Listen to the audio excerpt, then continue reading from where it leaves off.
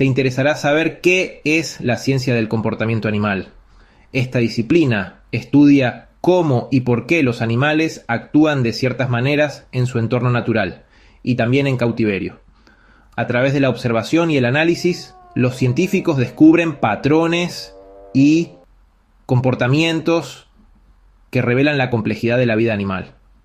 Comprender estos comportamientos no solo nos ayuda a proteger a las especies, sino también a entender mejor nuestro propio lugar en el mundo.